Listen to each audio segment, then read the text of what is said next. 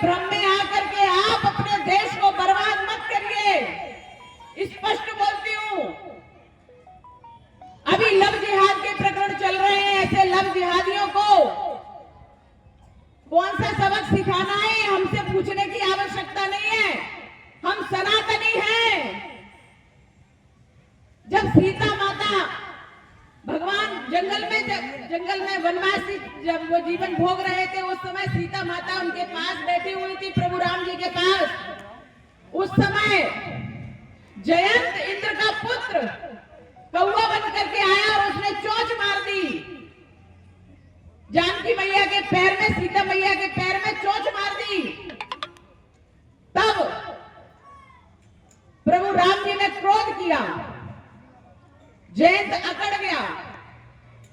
राम जी ने एक तिनका उठाया, उसको मारा और वह ब्रह्मास्त्र बन गया। जब उसको मारा तो वो पीछा करता रहा। जयंत अपने पिता के पास जाता है। वो कहता है कि पिताजी, मैं तो आपका पुत्र हूँ, आप इंद्र देवता हैं, मुझे बचा लीजिए। तो उन्होंने कहा किया क्या तुमने? उन्होंने कहा मैंने सीता जी को चोंच मार दी, तो राम जी ने मेरे पीछे ब्रह्मास्त्र छोड़ दिया। उन्होंने कहा ऐसा राम जी के द्रोही हो, भाई मैं कुछ नहीं कर सकता, तुम जाओ यहां से जाओ। पिता ने भगा दिया। माता के पास गए। माता ने कहा तुमने सीता जी को छेड़ दिया, सीता जी को कष्ट दिया, तुमसे बड़ा पापी कोई नहीं, मैं नहीं बचा सकता, मैं नहीं बचा सकती। ब्रह्मा जी के पास गए, उन्होंने मना कर दिया। हर देवता के पास गए, उन्होंने मना कर दिया। चलते चलते जब वो बहुत हताश हो गया, बाद में कहता है हे भगवान मेरी रक्षा करो, कोई तो मेरी रक्षा करो। नारद जी मिल जाते हैं। नारद जी कहते हैं कि ऐसा क्या तुमने पाप कर दिया, क्या बात हो गई? तो बोले राम जी तुम्हारे दुश्मन बन गए। उसने कहा मैंने सीता जी को चोंच मार दी और वो ब्रह्मास्त्र छोड़ दिया हमारे ऊपर, अब मुझे बचाइए प्रभु। नारद जी से कहा। नारद जी कहते हैं कि देखो तुम्हें कोई नहीं बचा सकता, अगर कोई बचा सकता है तो वो दया निधान है, प्रभु राम जी स्वयं ही तुम्हें बचा सकते हैं। उसके अलावा कोई धरती पे, वो कोई भी स्वर्गलोक में नहीं है जो तुम्हें बचा सकता है। वो दौड़ते दौड़ते जाता है, प्रभु राम जी से बात करता है।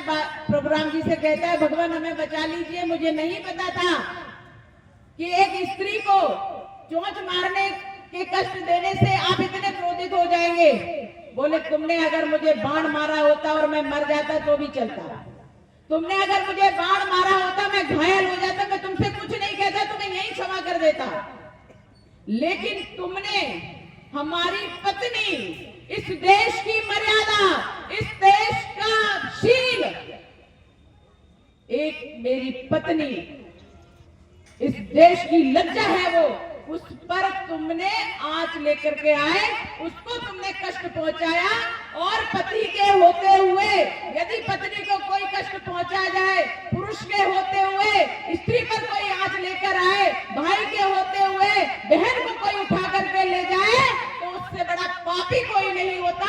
और उसको, उस विधर्मी को नष्ट कर